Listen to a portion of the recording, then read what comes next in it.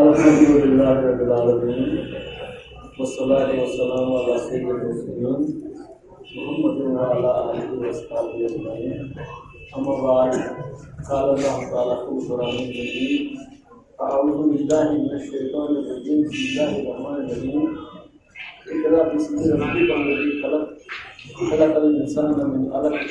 اقرأ وربک الاکرم الذی علم بالقلم علم الانسان ما لم يعلم صدق اللہ علیہ وسلم. وقال رسول اللہ صلی اللہ علیہ وسلم طلب العلم فریضۃ علی کل مسلم و مسلمۃ اور کما قال رسول اللہ صلی اللہ علیہ وسلم. محترم صاحب صدر، دوسرے علماء کرام اور باقی تمام ہمارے بزرگ بھائی اور عزیز، آپ سب کی خدمت میں السلام علیکم ورحمۃ اللہ وبرکاتہ. اس وقت جو یہ تقریر ہو رہی ہے یہ اللہ تعالیٰ کی کتاب کو صحیح طریقے سے پڑھنے کے لیے جو مختلف قواعد لکھے جا چکے ہیں آج تک، اسی سلسلے کی یہ ایک کڑی ہے کہ اس میں کیا کچھ ان قواعد سے زیادہ ہے اور زیادہ سہل طریقے پر بیان کیا گیا ہے. اسی کے سلسلے میں یہاں ہم جمع ہو گئے ہیں. ایک تو اس کتاب کا اجرا علماء کے زیر نگرانی ہو جائے گا اور دوسری طرف سے اس کتاب کی گرد و غائب بیان کی جاتی ہے. اللہ کی کتاب ہم کو راز زندگی سے واقف کرتی ہے. اگر زندگی کے راز سے، زندگی کے مقصد سے جو کتاب ہم کو واقف کرے، اس کتاب کا ہمارے اوپر حق ہے اور ہم سب کا ایمان ہے کہ وہ اللہ تعالیٰ کی آخری کتاب قرآن پاک ہے. اس کو وہ عربی زبان میں نازل ہوئی ہے اور وہ جناب رسول پاک صلی اللہ علیہ وسلم کے اوپر نازل ہوئی ہے. اس کو حضرت جبریل علیہ السلام لے کر آئے ہیں. اس طریقے سے یہ اللہ تعالیٰ کا وہ تحفہ ہے، اللہ تعالیٰ کی وہ نعمت ہے جس نعمت کی ہم کو قدر کرنی چاہیے. اور اس کی قدر دانی ایسے بھی ہو سکتی ہے کہ اس کو صحیح طریقے سے پڑھنے کا ڈھنگ ہم کو آنا چاہیے. یہ تحفہ خداوندی ہے. یہ اندھیرے سے روشنی کی طرف رہنمائی کرتی ہے اور حق اور باطل کو واضح کرتی ہے. ابھی آپ جمعہ کے موضوع پر خطاب سن رہے تھے جس میں حق کی بات کو بھی بیان کیا گیا اور باطل کیا ہے اس سے مومنوں کو اس کے ساتھ آزما ہو کر کس طرح سے جہاں میں اہل ایمان صورت خورشید جیتے ہیں، ادھر ڈوبے ادھر نکلے، ادھر ڈوبے ادھر نکلے، یعنی ایک چبکی لڑائی ہے حق اور باطل کے درمیان میں. ایک کشمکش ہے، ستیزہ کار رہا ہے ازل سے قائم روز،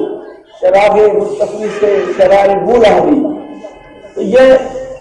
کتاب جو ہے یہ انسان کو وہ علم فراہم کرتی ہے جسے وہ نہ جانتا تھا. علم الانسان ما لم یعلم، انسان کو وہ علم اللہ پاک نے دکھایا، سمجھایا، وہ علم عطا کیا جسے وہ نہ جانتا تھا. اس کتاب کے نزول سے ایک ناہید جاہل اور غیر مہذب قوم زمانے کی تمام قوموں کی رہنما بنی. آپ جانتے ہیں کہ جناب رسول پاک صلی اللہ علیہ وسلم کے اوپر جب یہ قرآن پاک نازل ہوا تو اس موقع پر جن لوگوں کے سامنے اس کو پہلے پیش کیا گیا ان لوگوں کی زندگیاں کیا تھی، وہ کتنے جاہل اور جنگ و جدال میں ہمیشہ زندگیاں بسر کرتے تھے، شراب پیتے تھے، لڑکیوں کو زندہ دفن کرتے تھے اور اس طرح سے تہذیب و شائستگی سے بہت دور تھے. لیکن اللہ تعالیٰ کی رحمت جوش میں آ گئی اور جناب رسول پاک صلی اللہ علیہ وسلم کو اللہ نے رسول بنا کر بھیجا اور ان کے اوپر اس کتاب کو نازل فرمایا۔ اللہ کا شکر ہے کہ ہمارے اسلاف مسلمان تھے اور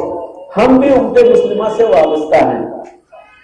لیکن قرآن مجید کے جو حقوق ہیں ان سے بے خبری کی وجہ سے ہم اس کتاب کی تلاوت کا حق ادا کرنے سے قاصر ہو رہے ہیں۔ بہت کوشش کرنے کے باوجود بھی لوگ جو ہیں اس کتاب کی طرف، اس کو پڑھنے کی طرف راغب نہیں ہو رہے ہیں۔ ایک عرصے سے ہم نے یہاں پر ایک کوشش یہ بھی کی کہ جہاں مدارس میں بچوں کو ابتدائی طور پر قرآن پاک کی تعلیم دی جائے، بچیوں کو تعلیم دی جائے، بچوں کے مدارس کھولے گئے، لیکن جو بالغ ہیں، جو بوڑھے بھی ہو چکے ہیں یا جوانی کی عمر کو پہنچ چکے ہیں، ان کو صحیح طریقے سے کم از کم نماز اور دوسری دینی معلومات کے لیے ہم نے ایک کوشش کی۔ ہم نے اس مسجد میں تعلیم القرآن سینٹر کا جو انعقاد کیا ہے وہ اسی سلسلے کی ایک کڑی ہے کہ جو لوگ اب مدرسوں میں نہیں جا سکتے ہیں وہ یہیں پر آ کر تھوڑا سا 10-15 منٹ نکال کر اس تعلیم کو حاصل کر سکتے ہیں، اور وہ خدمات ہم پیش کر رہے ہیں۔ اگرچہ اس کا خاطر تھا پوری طرح سے لوگوں کی طرف سے ریسپانس نہیں مل رہا ہے، لیکن جو لوگ وہاں پر بیٹھتے ہیں ان لوگوں کے علم میں کافی اضافہ ہوا ہے، بہت واقعیت ہوئی ہے ان سے۔ جو لوگ وہاں پر بیٹھتے ہیں ان کی زبانیں آپ سن سکتے ہیں، ایسی ایسی باتیں جو جن کے بارے میں ان کو کچھ علم نہیں تھا وہ وہاں انہوں نے، اور اسی لیے ہم نے یہ کتاب جو ہے، یہ تجوید القرآن جو ہے، یہ خالد صاحب نے جس کو اس کے مصنف ہیں، تو اسی لیے اس کا اجرا جو ہے یہ یہیں سے تعلیم القرآن سینٹر کھاڑی سے اس کو اجرا کیا گیا ہے، اسی کی زیر نگرانی۔ تو یہ اسی لیے ہم نے یہ کوشش کی ہے کہ یہ خالد صاحب نے یہ جو کوشش کی ہے تو اس میں مخارج کی مشق، یعنی جو الفاظ جو حروف ہم پڑھتے ہیں الف سے لے کر یا تک، کون سا حرف کس جگہ سے نکالنا ہے، منہ کے کس حصے سے نکالنا ہے، زبان کہاں پر لگانی ہے، دھاتوں کا وغیرہ، اور اس میں پوری طرح سے وہ نقشہ دکھایا گیا ہے۔ شروع میں ہی اس کے وہ مخارج کے سلسلے میں انہوں نے بہت محنت کی ہے، اور محنت بھی اس قدر کی ہے۔ اب دیکھ لیجیے یہاں یہ جو دھاتوں کا زبان جو ہے وہ کہاں ہے، دھات کہاں ہے، کون سا حرف کس جگہ سے زبان کو کس جگہ پر لگانا ہے، اس طریقے سے انہوں نے اس سلسلے میں بہت محنت کی ہے۔ یہ منفرد کتاب ہے جو منظر عام پر آ رہی ہے۔ تو اس کے علاوہ قواعد کی واقفیت کے بغیر قرآن حکیم پڑھنا جو ہے، اب ایسے دیکھ لیجیے کہ لہن جلی اور لہن خفی جو ہے اس کی وجہ سے کیا واقعہ ہوتا ہے کہ جو انسان ایک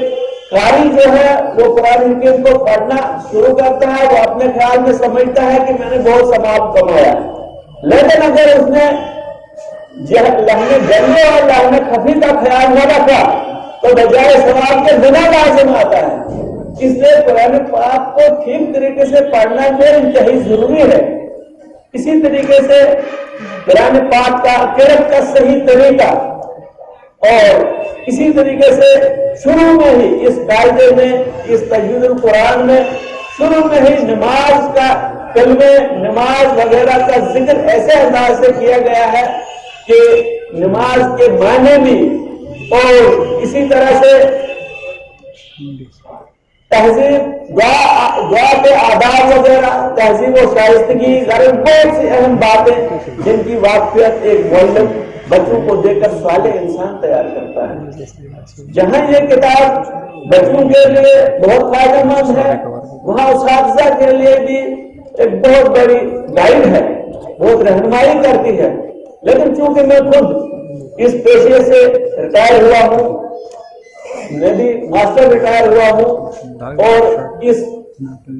عربک کے تعلیم میں بھی شروع سے ہی میں نے